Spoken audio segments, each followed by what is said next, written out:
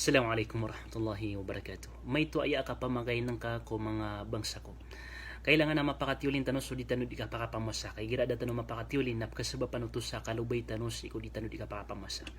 Ay aptero na kapakatiulin ako mga puasa tano na mabaloy so di tano di ka pamasa suat para tiya tanos si iko Allah subhanahu wa ta'ala. Ay katiro Rasulullah sallallahu alaihi wasallam man sama Ramadan imanan wa ihtisaba.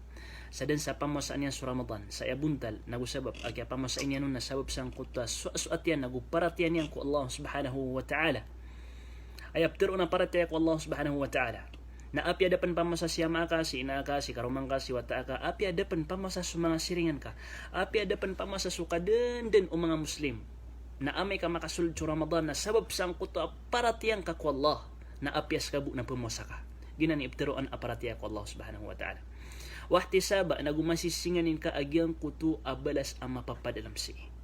Amay man kading ka mapakatiulin suniat ka. Kamabaloy sa kanyan ididipinding ako mga tao. Mabaloy so din ka di ka pamasa ididipinding ako mga tao. Audisiran pamasa na di ka mambupumasa. Barat yan na o di pamasa siya maka na di ka mamupumasa. O di pamasa siya na ka di ka mamupumasa. O di pamasa sa mga siringan ka na di ka mamupumasa. Akatawan ka miya kasulod sa Ramadan. Katawan ka Ramadan. Na muskila miya ribat suniat ka si ikoding ka di ka pamasa na dueng kanian kaayabu miya kwang ka sang kai Ramadan na kapagungos ka den ka mapakatiulin ang kuto para tiyang si Allah subhanahu wa ta'ala si iko masading kaun di ka pamasa wassalamu alaikum warahmatullahi wabarakatuh.